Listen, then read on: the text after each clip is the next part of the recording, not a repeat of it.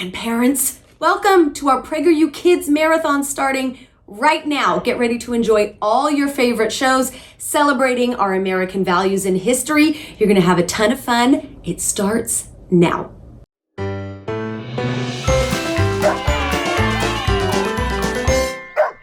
Welcome to Otto's Tales. I'm Jill, and today we're reading Remember the Ladies, written by Callista Gingrich and illustrated by Susan Arciero. Hi, Otto! Now, I want you to listen to the fun rhymes in this book, but also count the exciting things that some of America's first ladies have done. Yes. What? What's a first lady? Oh, Otto, don't be embarrassed. That's a great question. I'm glad you asked it. A first lady is a wife of a president. Yes, and many of our first ladies have done amazing things. One of them rescued a painting of George Washington from a fire, and one of them even did the job of president when he was sick. Well, we're gonna learn all about it. Are you ready? Okay, go get comfortable. Let's read. Ellis the elephant knew every president's tale, how each led America and helped it prevail. But Ellis knew there was more to their success, the brilliant first ladies with whom they were blessed. The first ladies were strong, a diverse group of wives, who each in their own lived remarkable lives. Through good times and bad, they willingly served, so liberty and freedom would be preserved. Martha Washington was quite famous in her day. Her example showed other first ladies the way. After her husband George won the Revolution, together they made many contributions.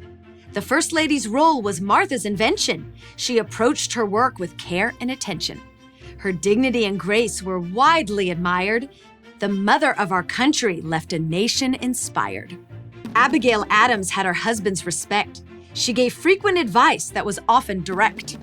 As our founders created the nation anew, she advised John, remember the ladies too. She asked him to listen to women's voices so they'd be included in major choices. As First Lady, Abigail lived where no one had been, at the White House, where she was the first to move in. Dolly Madison was known for beauty and charm, but while in the White House, she had cause for alarm. As the British invaded America once more, the Madisons presided over a nation at war. In Washington, the British set the White House ablaze, and Dolly made the narrowest of great getaways. She saved a national treasure in that close call and rescued Washington's portrait right off the wall. Ellis learned next about Abigail Fillmore, a friendly first lady who many adored.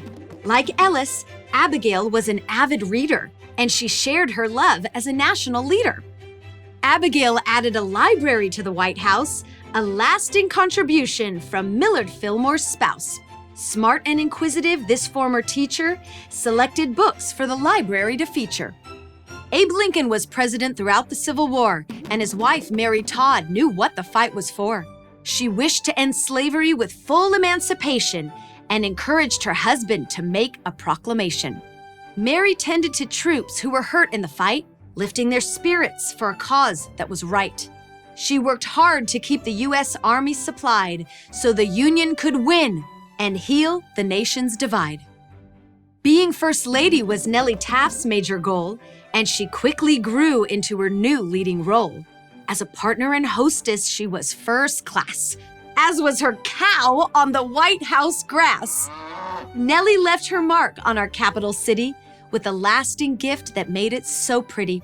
As First Lady, she planted many cherry trees that still bloom brightly and blow in the breeze.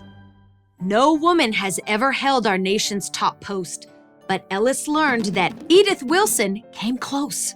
She ably assisted when her husband fell ill, so Woodrow Wilson could be president still. Edith was a woman with courage and brains, who cared for her husband and then took the reins. With caution and wisdom, she fulfilled his commands. The people unaware, they were safe in her hands. Eleanor Roosevelt was remarkable too, a leading first lady with her own point of view. She made human rights and equality her mission, and the first lady's job a full-time position. In meetings with the nation's female reporters, she answered questions from foes and supporters. When Ellis learned of all that Eleanor had done, he thought she should have made a presidential run. Jackie Kennedy was an instant sensation. With glamour and grace, she charmed the whole nation. In an era of hope, some people thought, the Kennedys had become the new Camelot. Jackie soon added to this sense of allure when she took Americans on a special tour. For the very first time, everyone could see the beauty of the White House on national TV. Lady Bird Johnson was rather distressed that America's roadsides weren't looking their best. She worked hard to make sure they didn't become littered with trash, all dirty and glum. Congress decided to give Lady Bird the power to line the highways with beautiful flowers. Ellis thought Americans could take great pride in a country that was restored and beautified. Nancy Reagan left her life as a Hollywood star for a stage with a brighter spotlight by far. As a wife, she had Ronald's listening ear and encouraged him in his elected career. While First Lady, Nancy launched a major campaign to put an end to a problem that caused much pain. She wanted drug-free schools where children could grow and urged young Americans to just say no. Laura Bush was a daughter of the Lone Star State. A charming First Lady, her impact was great. This former schoolteacher was eager to lead a movement to teach every student to read.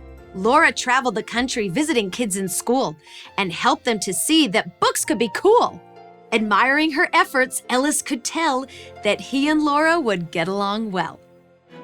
Michelle Obama made great historic gains, asking children to stretch their muscles and brains. She challenged them to enjoy daily exercise and led by example to their pleasant surprise. Michelle urged young people to get up and move and encouraged them all to get in the groove. Ellis was soft, and he had to admit that with Michelle's advice, he could be more fit. Ellis thought about the first ladies he had met and the others he had not learned about yet. All had their own special talents and traits that they used to make the United States great.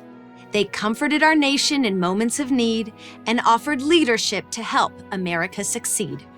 Ellis was grateful for what the First Ladies had done, and now he understood we should remember each one. The end. We love this book because it shows us how America's First Ladies have served our country in very important ways by using their special talents, smarts, and creativity. And these First Ladies each took responsibility of being married to presidents very seriously. They volunteered their time and energy and made our country better, each in their own way. We continue to honor and respect them and be inspired to make our country better in our own way, too. Otto, let's see if you remember from the book. Which First Lady reminded her husband to remember the ladies? Tell me. Yes! Abigail Adams! Good boy! She was our second First Lady married to President John Adams. Now, do you promise to remember the ladies? Yes, good boy. Thank you for watching Otto's Tales. Check out some of our other stories too. Keep reading, keep watching, and keep learning. Bye, guys. Everyone talks about being themselves and not being a cookie-cutter person. I'm not like most girls. I'm independent from social constructs. As if they're some sort of pioneer in the Oregon Trail wilderness. Watch out for dysentery. This sounds good and all, but they're still following the people they admire and respect. It's impossible to escape the influence of people around us. If you have the right peers, this can be a good thing, but bad peers are lurking in every corner of your life, whether it's at school or on your phone screen. So here are 4 tools to help you deal with peer pressure. Number 1, respect yourself. Most people want others to respect them, so you just do what everyone pressures you into doing. That's how you earn respect, right? It's just a little jump, bro. Yeah, let's just Wrong. jump, bro. People will not respect someone who's easily pressured into doing things. If you want others to respect you, you gotta start by respecting yourself. Now, this doesn't mean ignoring what everyone else says just to do whatever you want. So Madison, what I need you to work on... Nope! You have to respect me! Unlimited power! That's not self-respect. That's a condition called selfish buttness. It's always good to look for ways to help others, and there's always a place for constructive criticism. Respecting yourself means considering what's best for your own well-being before making decisions you're pressured to make. Hey kid, you wanna rob a bank? The irony about peer pressure is it really only helps the people pressuring you. But if you respect yourself, you're always going to prioritize what's best for you long term. It's okay to say no. It can actually save your life. Hey son, stick the fork in here. It'll be fun.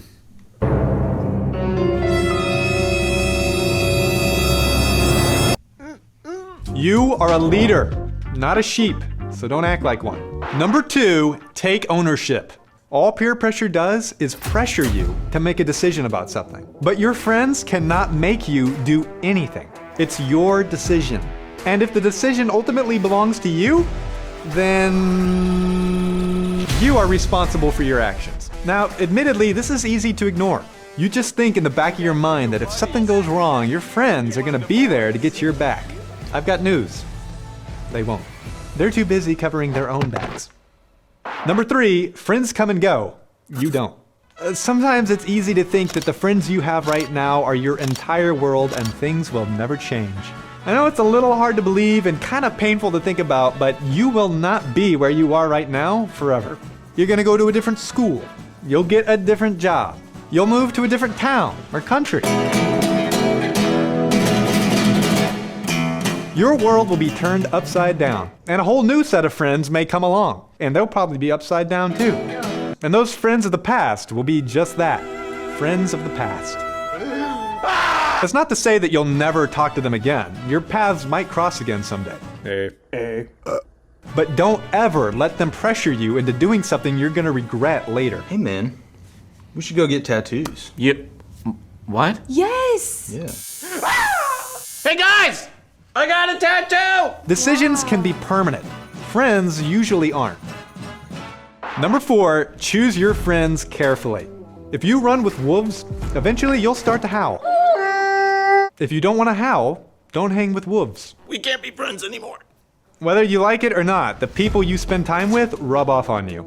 So find friends that inspire you to be better. Be better. Ugh. I'm not talking about friends who have more followers or fancy things. That doesn't actually make you better. I'm talking about things like honesty, discipline, and respect. Yeah! Whether you realize it or not, when you surround yourself with these kind of people, you're gonna start acting like them. It's not rocket science. And this is how you make peer pressure work in your favor. They'll be pulling you up instead of down. If you're having a hard time finding friends like this, here's an idea. Find older, more mature people. They're usually easy to befriend and have valuable things to share with you. Are you an older, more mature people? Yes. Good. Remember, you're the one that has to live with your decisions for the rest of your life. Don't make bad decisions for anyone. Your life will only be as good as the decisions you make. So make sure your decisions are truly yours. Thank you for watching this how-to video for PragerU. We hope you learned something new. We'll see you next time.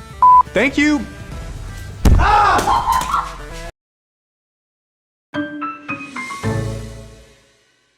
That's right, Bob. Despite some violence and destruction by some of our angrier activists, we're seeing mostly peaceful protests. Protesters are demanding that the police be abolished. Well, Clint, these local activists want to abolish the police.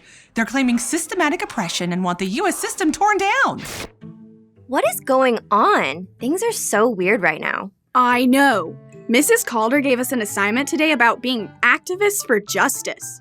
Isn't Mrs. Calder your math teacher? Yeah.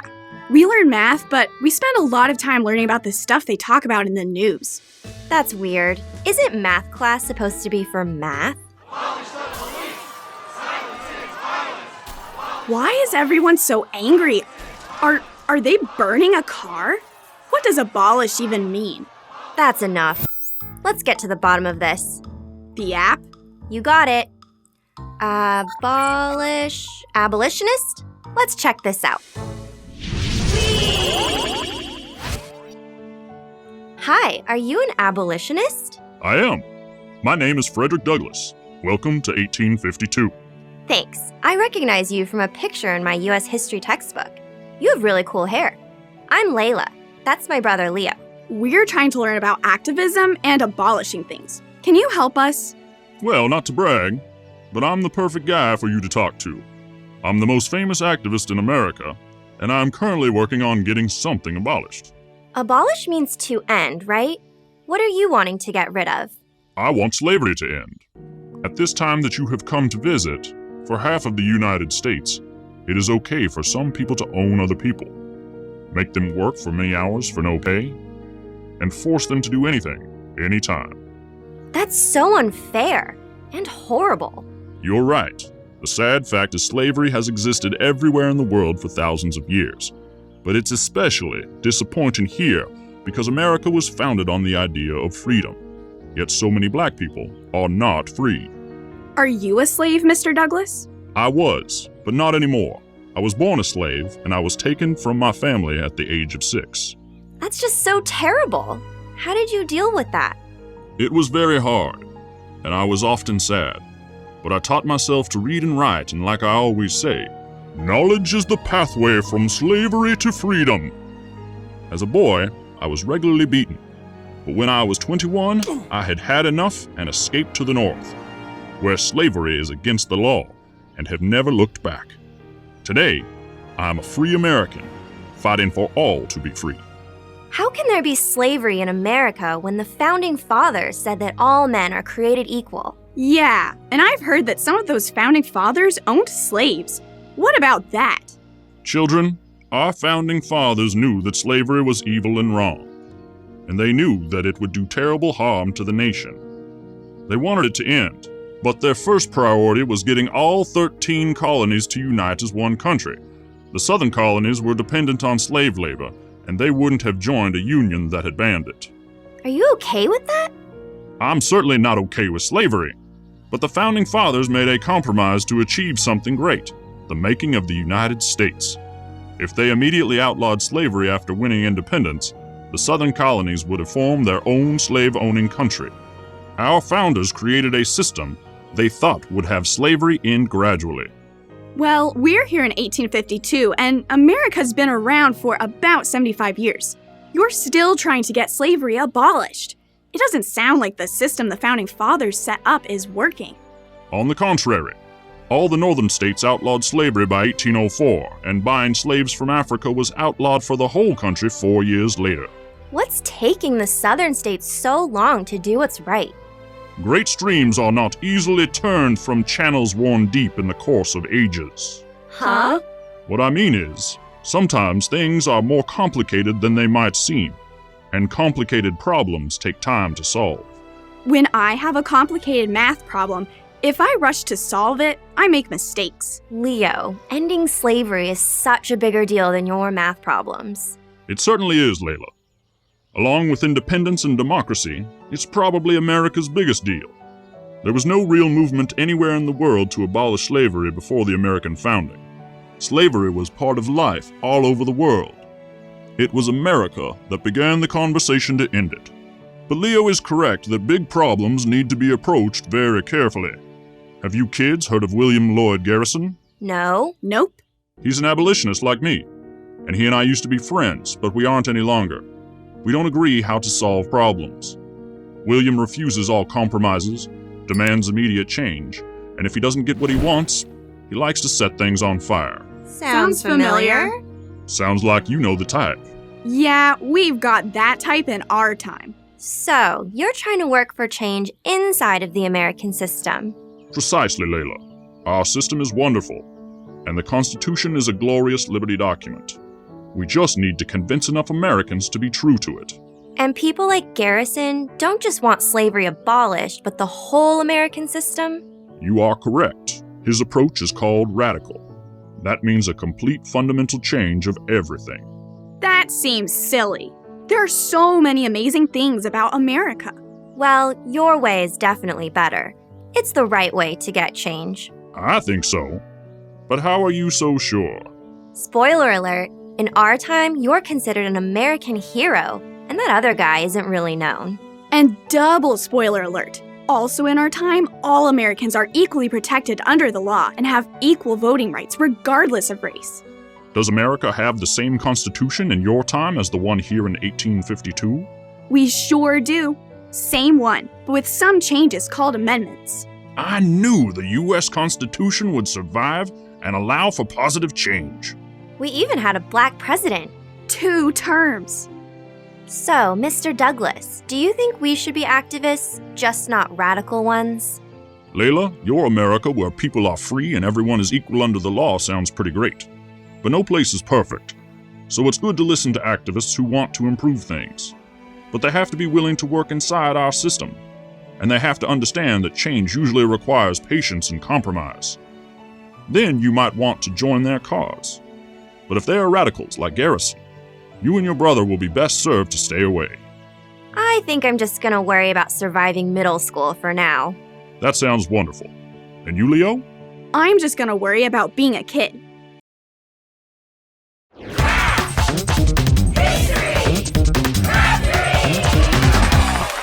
Welcome to Craftery by Prep, PragerU resources for educators and parents. We've got crafts, history, and your questions. I'm Jill, and today we're gonna be doing something the whole family can do together. We're custom designing a platter to put all of our favorite foods and treats on for celebrating our American holidays. Okay, here's what you'll need. A large white porcelain platter, washed and dried, acrylic paint pens made especially for porcelain, and you will need an oven. You might need an adult's help with this part. Okay, but we're not gonna do just any kind of design. We're gonna decorate this platter to celebrate our American Trinity values, which are liberty, in God we trust, and e pluribus unum. Oh, we've got a question. Wait, what was that word that you just said? I didn't quite catch it. Yeah, what does it mean? I had a feeling you would ask that. You mean e pluribus unum? Yes, e pluribus unum is not English. It's Latin, which is a very old language that not many people know how to speak anymore. E pluribus unum means out of many, one. This saying was first created in 1776 when our 13 colonies became a nation, and it was one of America's very first mottos. Now today, it means that America doesn't care how different we all might be or where our families come from, because we are all here together as one, united. Isn't that awesome? So, you ready to make our platter now? Make sure you help your mom or dad wash and dry it before you start painting, okay? All right, let's go. First, let's start with the words e pluribus unum. Now, I always like to check my spelling and practice before I paint it on the plate, so stick with me. With a plain scrap piece of paper, make sure your spelling is correct. I'm gonna focus on the red, white, and blue today. Shake it, shake it, shake it, shake it, shake it, shake it. What you can also do is very lightly trace it in pencil on the platter so that you know where you're gonna put your words. And it doesn't matter if the writing isn't perfect. This is your creation with your family, so it's important that you put your mark on it, you know? Next, liberty. So a lot of countries promise liberty, but America is the only country that lets people have the kind of liberty to work as hard as we want, to be as successful as we can individually. Kind of like this. If you like to work hard and I want to be lazy, then you will most likely become much more successful than me. And that's okay. That's the kind of liberty we have in America, and it means you can do anything. Okay, our last American Trinity value, in God we trust. The fact that we can worship how we want here in America is really special. It's not like that in a lot of other countries. And America was created with God from the Bible as our guide. Our Declaration of Independence says, all people are endowed by their Creator with certain unalienable rights. Among these are life, liberty, and the pursuit of happiness. In other words, God gives us all our rights, the right to think, pray, and speak, and no one can take away our rights because they come from God. Now that we've got our words, let's finish decorating it. This is where I might need helping hands.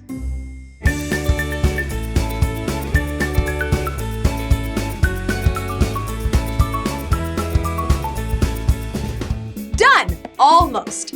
Once you're finished drawing, you're gonna let the whole thing dry completely, don't touch it, for a few hours. Then you're gonna bake this in your oven with nothing on it at 425 degrees Fahrenheit for about 30 minutes. Next, turn off your oven, let it sit in there for 30 more minutes, then you take it out, and then you're done. And that's it! Easy peasy and super fun for the whole family. It's also a one-of-a-kind work of art to put all of your snacks, fruit, Independence Day hot dogs, cookies, anything you want on it the next time your family celebrates one of our American holidays. We hope you had fun. If you've got ideas or questions for our next Craftery, send them my way. And remember to send us your pictures too. Keep crafting, keep learning, and keep celebrating land of the free and home of the brave. Bye, guys. Okay, who's got hot dogs? Cookies? Muffins? You guys, I'm hungry. It's the spring of 1775. You're a promising young blacksmith in the American colonies. Life is hard, but getting better. Your boss is trading his usual glaring for actual compliments. Not bad, son. And a girl named Mary begins expressing interest. You're pretty sure. Your heart flutters, and you lose yourself in the thought of a happy ever after. But then, Look at the news. there's talk of war. People in your town are tired of taxes and tyranny. It's time to fight. They say. Defend your country. They say. We will probably not die. They don't say. So after a little healthy pressure, you enlist in the army and grab your musket and march to a field. But the field is full of red soldiers pointing their guns at you. It hits you that this may be the last thing you ever see. No more blacksmith, no more Mary. You raise your musket. Your hands are sweating and you're feeling sick. When all of a sudden, you smell pizza rolls. And remember, oh yeah, your life is actually really good. Because it's the 21st century and you don't actually have to fight in a war for the freedom of a brand new country. But a lot of people did fight, and a lot of people did actually die. The sacrifices they made were very real, and it's those sacrifices that we are benefiting from today. Today on TVH History, we are going to look at the American Revolution and the sacrifices made by those who chose to fight for independence against the greatest power on earth. I'm Lem. And I'm Daniel. And this is TVH History. It's 1776, and the founders just signed the Declaration of Independence, a document declaring their independence from Great Britain, making them their own country, the United States of America. It's monumental, it's exciting, but it's terrifying. Declaring their independence is an act of treason against the greatest empire on earth. And when you commit treason, you die. Or at least you're supposed to. Signing the Declaration of Independence was ultimately the easy part. Now the signers and the colonies would have to face the full wrath of the King of Britain, King George III, who also happened to have some control issues. Many believed there was no way the Americans could possibly win, but they believed the ideas of equality and liberty in the Declaration of Independence were worth fighting for, even dying for. I mean, think about that. They were willing to die for what they believed in, and many of them would never even see the fruits of what they were sacrificing for. Over the course of the Revolutionary War, 6,800 Americans would die in battle, and 17,000 would die from disease, with another 6,100 wounded and 20,000 taken prisoner. It would be a time of great sacrifice, and their commitment to the cause would be put to the test. While many patriots sacrificed for the cause of the revolution and played important roles, there were several who made considerable contributions toward the cause of independence. Patriots like George Washington, John Adams, Thomas Jefferson, and Benjamin Franklin. While Washington led troops on the field of battle, Adams and Franklin led the push for independence in Congress. Franklin used his wit and charming persuasion, while Adams played the role of casting director. Oh, George, I knew you'd be perfect for this part. Not only did Adams nominate Washington to serve as commander-in-chief of the Continental Army, he also suggested that Thomas Jefferson write the draft for the Declaration of Independence. But I want to ride the horse. No, no, no. You write the declaration, I want George on the horse. And Jefferson, a brilliant writer, was the ideal choice. Adams, Franklin, Jefferson, and others would travel across the Atlantic Ocean to Europe to secure foreign support. John Adams, you still smell like a fish. Their efforts paid off in 1778 when the French government agreed to an alliance with the Americans against the British. Historians believe that without French support, America might not have actually won independence. They provided weapons, leadership, training, and most importantly, a naval blockade that hurt Britain's ability to support their troops. Like most wars, the Revolutionary War had its highs and lows. After Washington's army suffered a disastrous defeat in New York in the summer of 1776, the Americans appeared to be on the brink of complete failure. Aha! But a few months later, when things were beginning to look hopeless, Washington had a wild idea. On Christmas Day, he and his men heroically crossed the icy Delaware River and won victories in Trenton and Princeton, breathing new life into the cause. Aha! Many more battles would be fought, some of which ended in victory, and some of which ended in defeat. The Americans won a huge victory at the Battle of Saratoga, a moment historians consider a major turning point in the war, one which helped convince France to support the cause. Still, thousands of Americans would die in camps during harsh winters, especially in Valley Forge, Pennsylvania. Hey man, I'm cold. At times, the Continental Army ran out of money and clothing, forcing soldiers to march on the snow barefoot.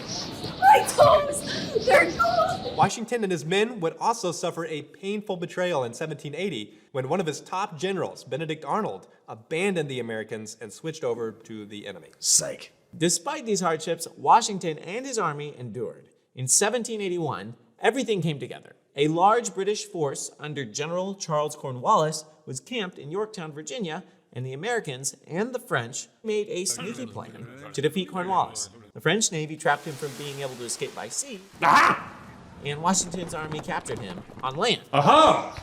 On October 19, 1781, Cornwallis surrendered, and it was this defeat at Yorktown that convinced the British government to give up. They knew they probably just couldn't win at this point, you know? Throughout 1782 and 1783, John Adams, Benjamin Franklin, and a few other founders negotiated a treaty with Britain to end the war.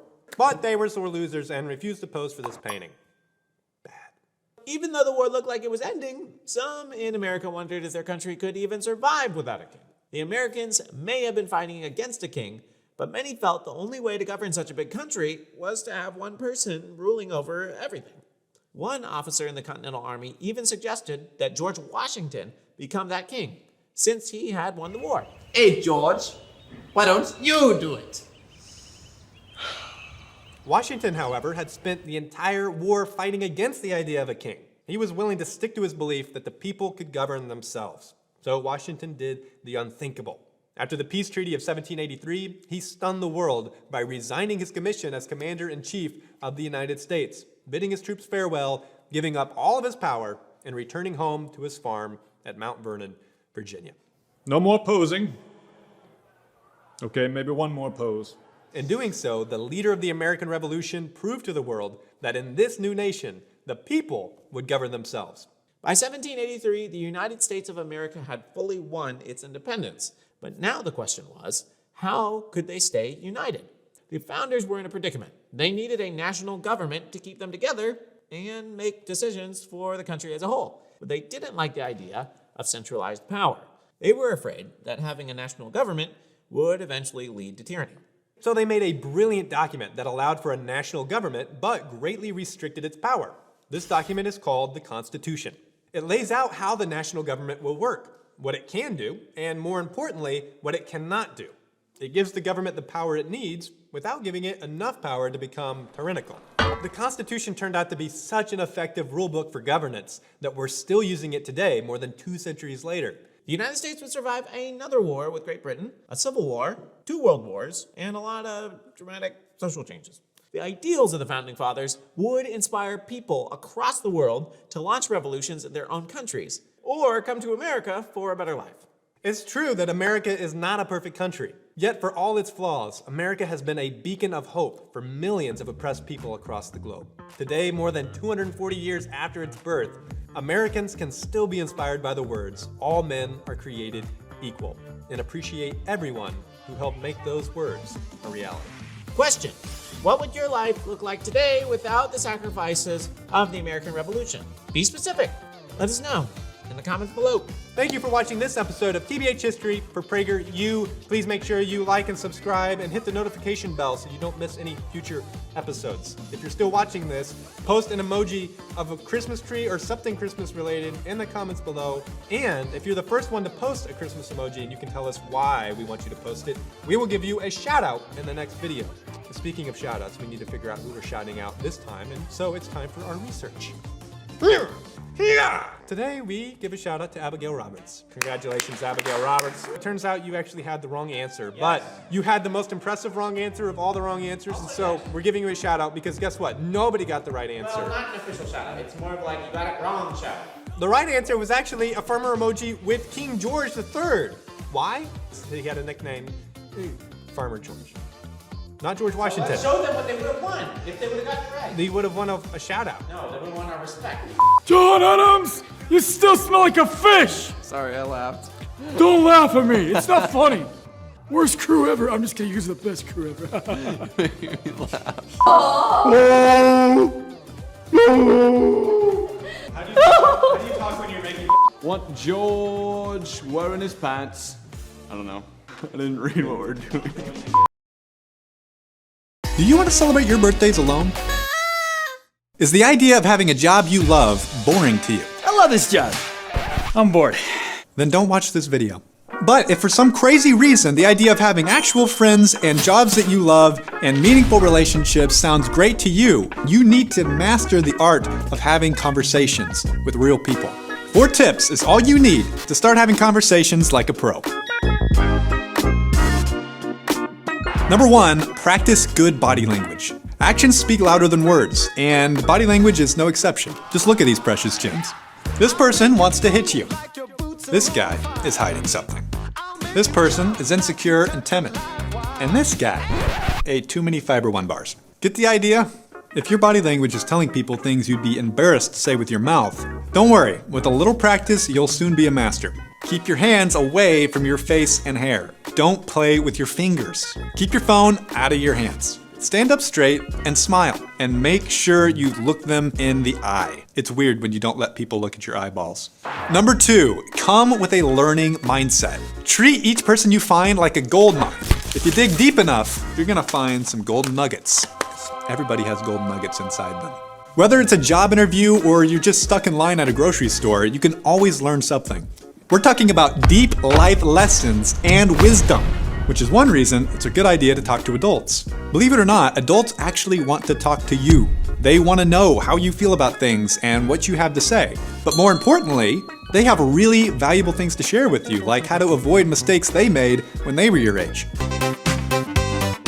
The more you can learn from others' mistakes, the less mistakes you have to make yourself. If you're not for me, then you are my enemy! Only a Sith would deal in absolutes. And who knows, maybe you won't have to get 3rd-degree burns from the pit of lava you fell into when your legs got cut off in a lightsaber battle because you were trying to use the dark side to save your wife from certain death. Number 3, ask and listen. People love to talk about themselves, so just ask them thoughtful questions and let them talk. Side note, if nerves and awkwardness are holding you back from having conversations with people you don't know, don't fear. With this one tip, you can kiss the awkward turtle goodbye. That was awkward. What you need to know is that the more you focus on yourself, the more nervous and awkward you're gonna feel. So the solution is focus on the other person instead of yourself. And the more you do this, the more that nervousness and awkwardness will begin vanishing. It's like magic, but not. It really helps to have good questions ready to ask. Questions like, what are you interested in? What are you interested in? Or what do you do in your free time? So what do you do in your free time? Or are you lactose intolerant? Okay, maybe not that. When you're not asking questions, it's really good to sprinkle in words that show that you're engaged in the conversation, such as the following. The aha. Aha. The aha. Aha. The smile plus aha. Aha. The no way, bro. No way, bro. No way!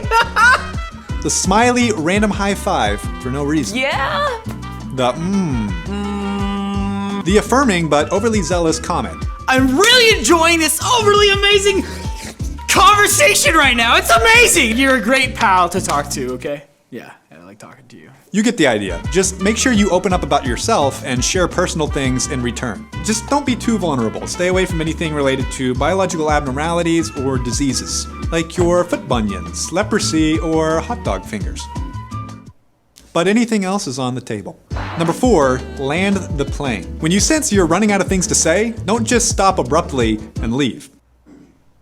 Like flying a plane, try to find a good place to land the conversation. Wrap it up by saying that you enjoyed talking and getting to meet them and that you hope to talk again soon. I enjoyed talking. It was good to meet you. I look forward to talking to you again soon. Even if you don't. And if it went really well, ask for their number so you can keep the conversation going later. This is how you turn a stranger into a friend. And even if you don't become friends, you just never know what that connection might do for your future quest to get to Middle Earth and throw the ring in the volcano. Either way, it's a win. After exchanging contacts, take a deep breath and stand up straight. Now walk with confidence into the sunset. You did it! You had a successful conversation, and guess what? It feels good. But don't stop there. There are many more friends to be made, stories to be heard, and lessons to be learned. So go out there and find the golden nuggets. There's only one left. I hope this is the final take, because this is our last nugget. Thank you for watching this how-to video for PragerU. Hope that you learned something new, and see you next time. That was so much fun. We hope you had a blast. Until our next marathon, keep celebrating Land of the Free and Home of the Brave, and always visit PragerU.com/kids to watch more. I'm gonna keep reading up here.